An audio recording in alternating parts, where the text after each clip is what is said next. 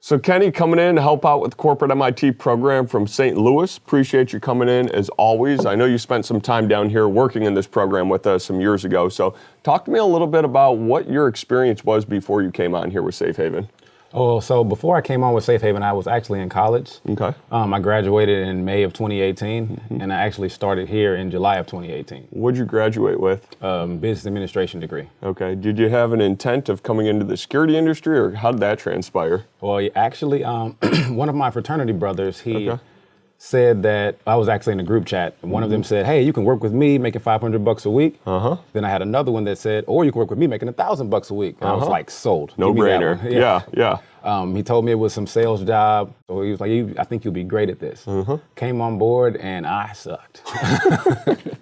Yeah, it just really wasn't buying into everything that I was told to do. But after some time of taking in the materials, everything's been great. So when you say you came in and you sucked, was it just adapting to a different industry you weren't familiar with, or kind of the sales process in itself?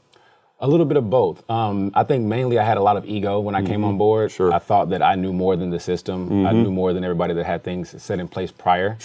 And once I was just able to see that you guys actually do know what you're talking about, it made things go a lot smoother for me. And isn't that funny how it's working? You came on with us 7 years ago, skeptical about the position, uncertain about the sales materials, feeling like you may have had an edge up on even the trainers.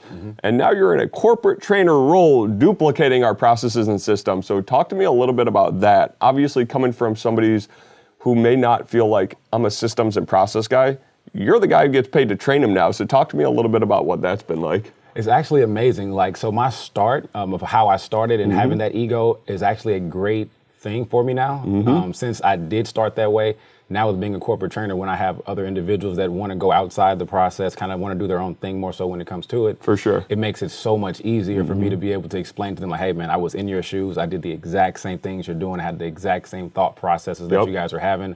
I promise you this stuff works. And I'm able to more articulate myself to be able to get them to understand that this stuff is really what you guys want to be doing here. For sure. And you've done a tremendous job over the past 7 years in a training role, developing others outside of yourself. So talk to me about the passion you have for the role and really what drives you to keep going out there, selling and training others.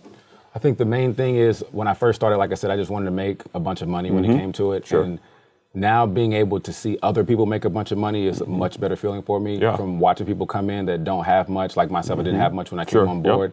The job was able to help me progress and be a much better, well-rounded individual. So seeing people that don't come from those great backgrounds coming in here, struggling, broken, like as we say, it's so great to see them go from that into the lifestyle that they want to have. They're always great individuals. They just need an opportunity. Absolutely. So going back in time 7 years, business degree, graduate from college, would you go into the security industry or would you look at an alternative?